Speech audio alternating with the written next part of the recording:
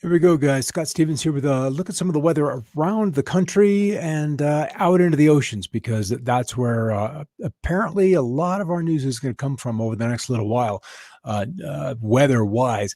Outside of the heat out west, we first have been dealing with the drought that began on the West Coast beginning in February. Not that we don't have longer-term issues, but primarily it is that stage when we really missed a lot of that greening that could have happened in February and March. That moisture just did not happen. When you have San Francisco and some of those areas around the Bay Area that just got nothing through March, through February, and a good chunk of March.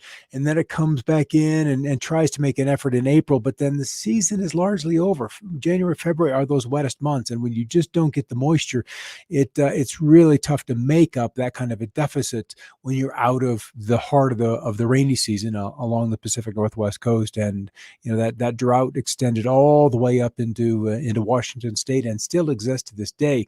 British Columbia, Canada, doing better. Alaska, their Gulf Coast or their Pacific coastline, it was very dry last year and is in a better situation this year. It's just California, Oregon, and Washington that are really hurting.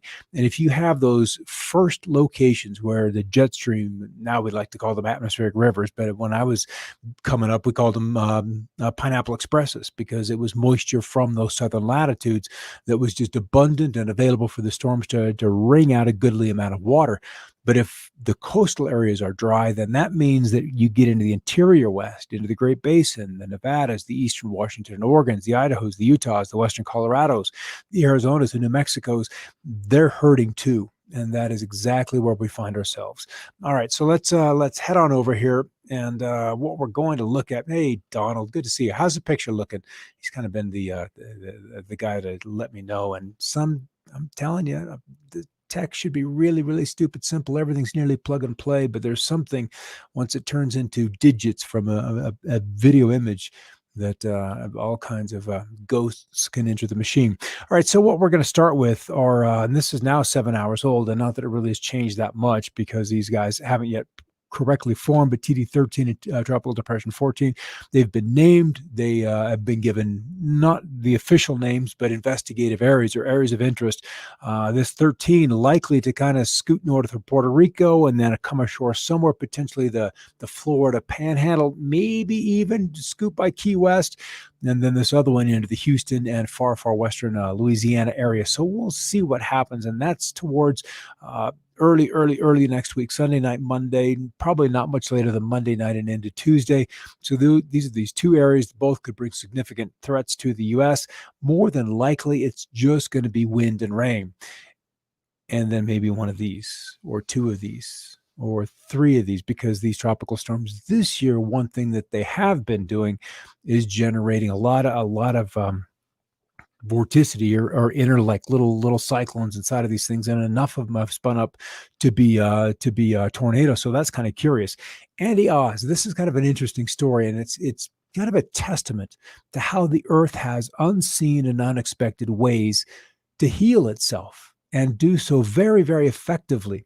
A gigantic fleet of floating rocks spewed up from underwater volcano in the Pacific Ocean, floated across the waves for thousands of miles. Tonga, to be specific, made it all the way to Australia and then started a new project, revitalizing the world's largest coral reef system, which has been declared dead over and over and over again. But what this is a large underwater volcano. It really doesn't even have an official name. And what we're looking at here is pumice. This is just pumice, small, very airy, light rocks, light enough that they float. But what they do as they slowly take their trip across the ocean, floating on the surface for 1,000, 2,000, 3,000 miles, is that they attract life because they're small, because they have lots of open crevices, is that they attract crabs and plankton and all these kinds of very small aspects of life. But each one of these small rocks attracts marine organisms, including algae, barnacles, corals, and more.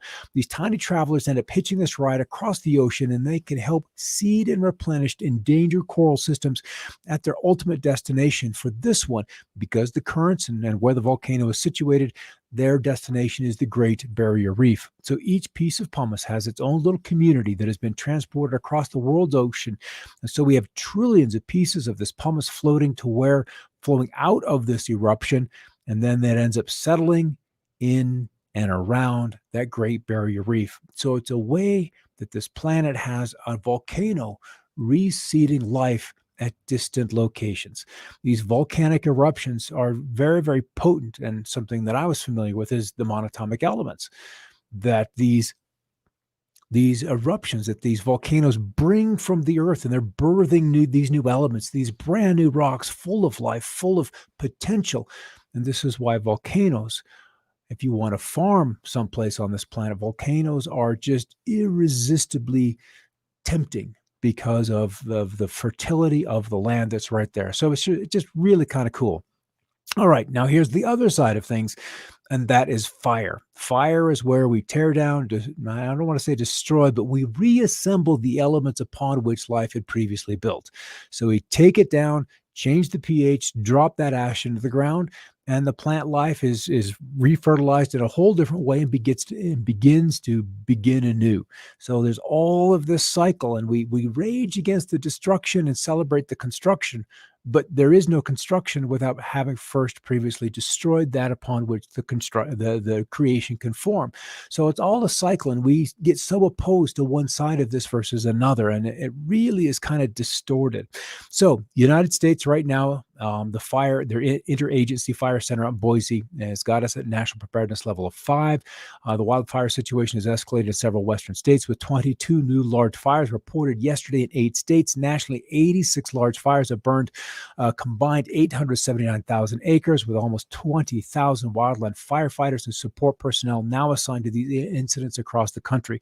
Critical weather conditions have caused extreme fire behavior in many fires in California, Colorado, Idaho, Oregon, Nevada, and Arizona. I've got Idaho in here twice, and Arizona. So on August 19, that being yesterday, a helicopter crashed while working on the Hills Fire outside the Fresno Kings unit near Cal Fire, and that pilot was fatally injured. So we also have lost a helicopter. We've lost an asset. So they've got fires on board, and they're struggling with COVID, because they in past times have been able to leverage inmates at some of these institutions, and that isn't an option. That labor resource hasn't been accessible to these planners for labor. So they're really kind of struggling to keep up with this incident. And weather-wise, we're not going to see a whole lot of help for at least the next 10 days, maybe even a little bit beyond that. We've got some moisture trying to come in, but what we see with these thunderstorms often is more trouble than assistance. It'd be better to just have the still air. We'll just let the dry conditions be what they are. But the thunderstorms, the potential for rain, then's bringing lightning, and those are potential ignition spots. So number 22 new fires, 86 active. These are the states, and then the numbers of fires within the states. And so we're continuing to escalate those acres burned. So as far as the record heat, it's still in place, although we're not seeing the 40, 50, 60, 70 record highs that we have registered since about Friday of last week. We've kind of toned that back. Just today from Corpus at about 99, Grand Junction, Colorado, also at 99, 87 at Alamosa. Corpus, there's 103 in El Paso, and then still triple-digit heat throughout the Southwest. As we get to Saturday, the heat spreads a little bit farther north into Wyoming and Montana, and then Sunday, it kind of remains in place because this high is still here. And then Monday, more confined to Colorado, New Mexico, and maybe even down into Tucson. But otherwise, it is going to take a little bit of a break. All right, there's the Pine Gulch Fire, Colorado, remapped out at 121,000 acres as of this morning. It is now the second largest fire in the state. And it's these kind of helicopters. This is something that we need either to change our policies about the fires. We either let them burn, evacuate, and get out of their ways, or we need to go all in and spend some money on equipment. We're flying 50, 60, 70-year-old aircraft and putting them in very dangerous situations. So the fire crews, the pilots, those crews have got to be exceedingly skilled to be able to manage an elderly aircraft in these hotspots, literally. So we need to do one thing or another. We're kind of just been running a both sides of the fence, trying to put things out and then not spending any money on the investment. It's really kind of a scary situation. All right, this is where the temperature's been for over the back 30 days with the heat out west, cool along the Pacific Northwest coast and much the heart of the nation, at or cooler than normal.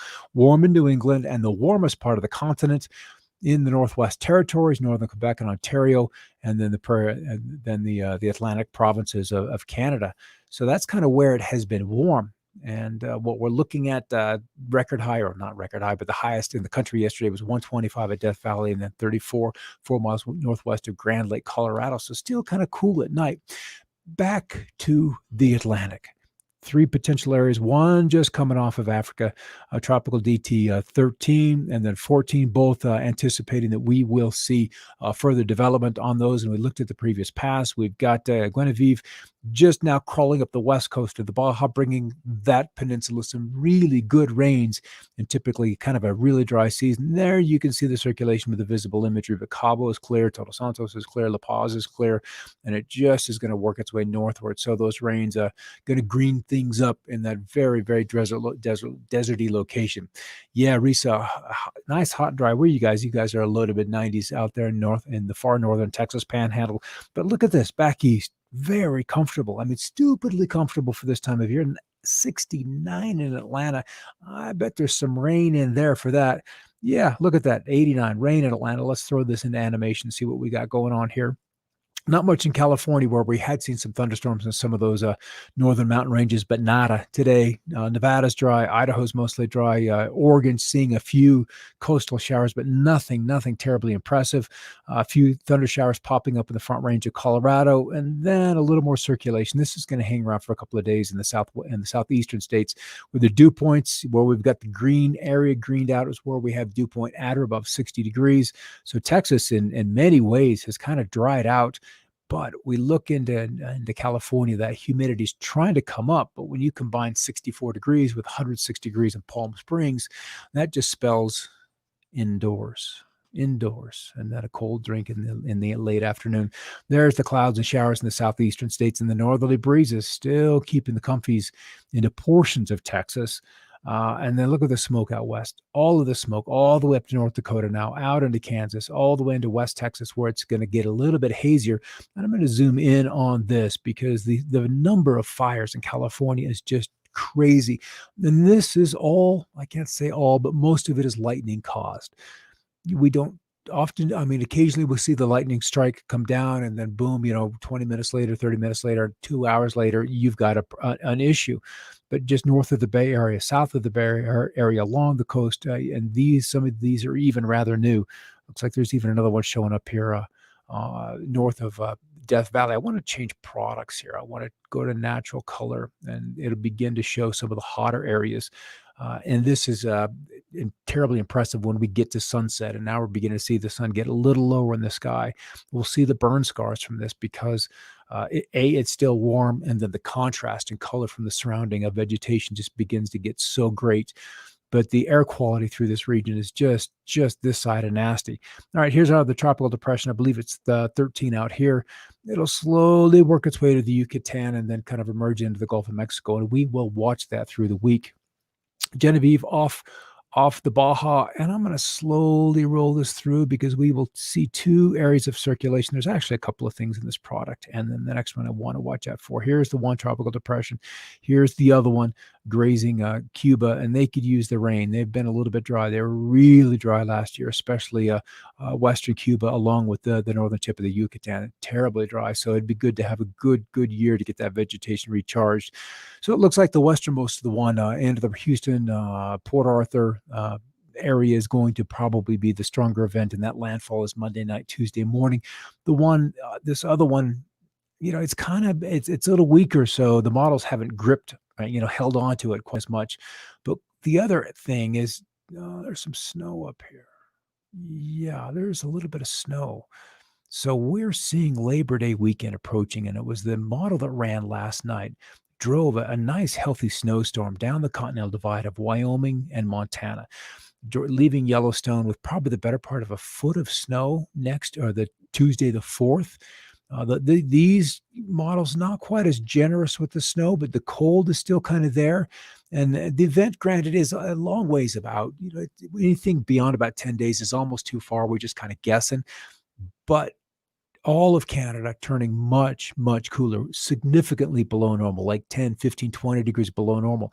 And this is why on Another Perspective for on Monday and Wednesday, I talked about this, because it is September and October that are the months that end the growing season. And either we get the crops to maturity or we don't. And it's these kind of outlier events, and maybe they're not outlier events any longer, but it's these kind of events coming down from the north that kind of give me the goosebumps, literally and figuratively, because they're introducing cold weather so far south so early in the season. And this event, we'll see what happens. We'll watch it tomorrow. We'll watch it tomorrow. I'm going to come back here to the 6Z and I'll show you just how much, run this forward, this kind of a snow event banked up along the Continental Divide into Wyoming and Montana. And then let's look at precip.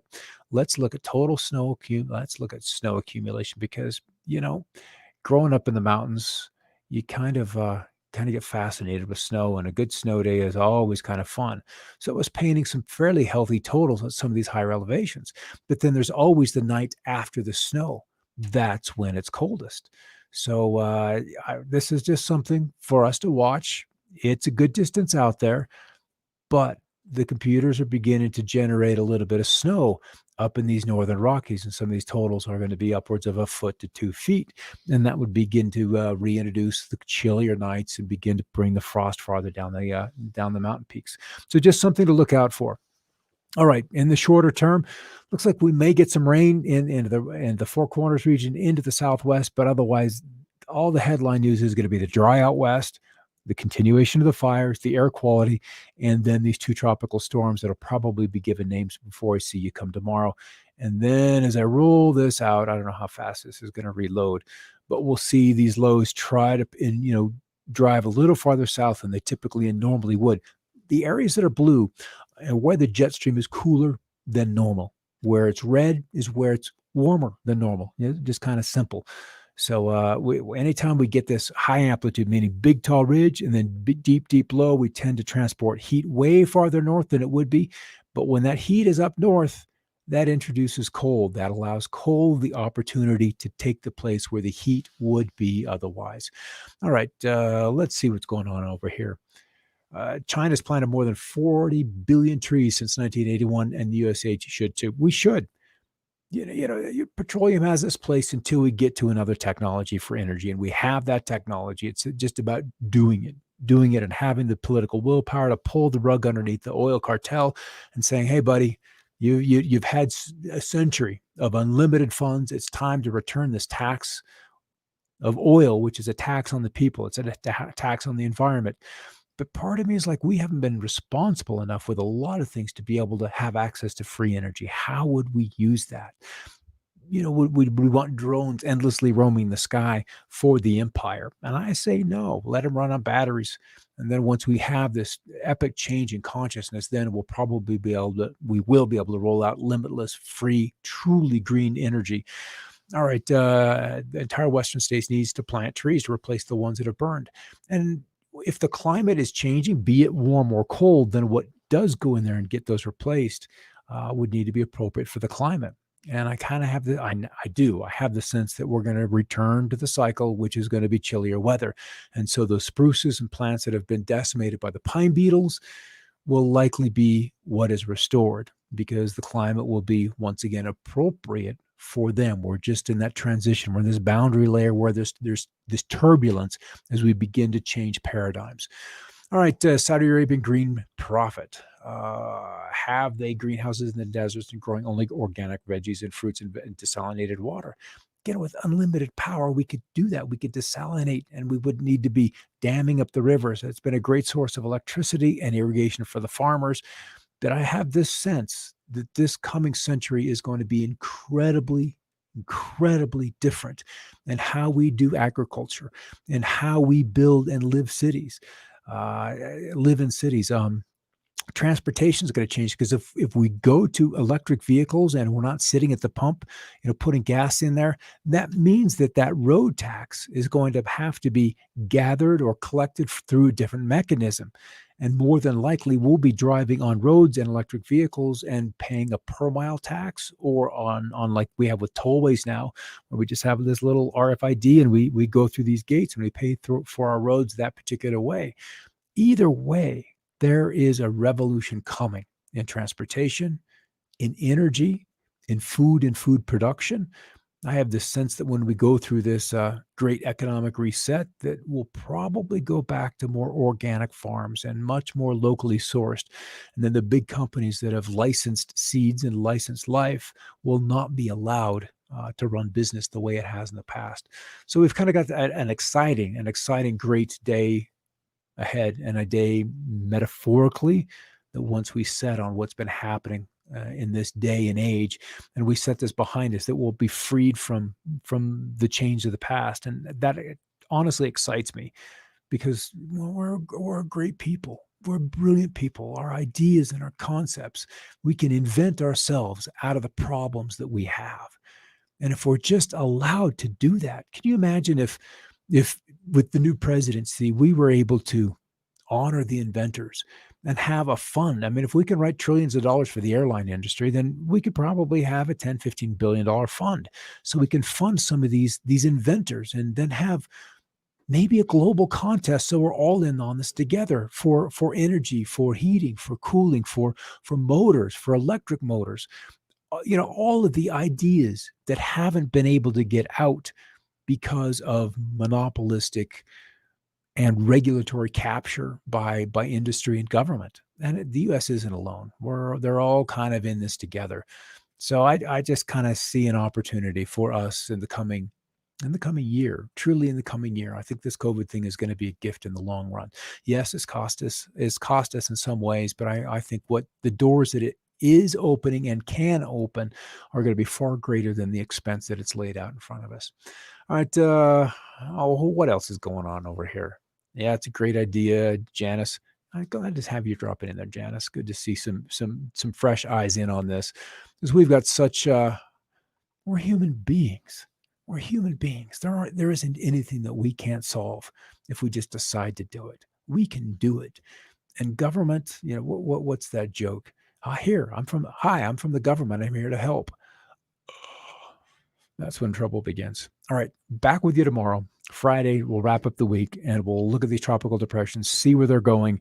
And then I'm fascinated about this cold, September, October cold. That's probably going to be the new normal. If this grand solar minimum is a thing, then this is going to be the new normal. All right, Risa, I hear your husband has some pretty incredible art. I mean, really incredible. All right, see you tomorrow. Have a great night. And in the meantime, hey, keep looking up.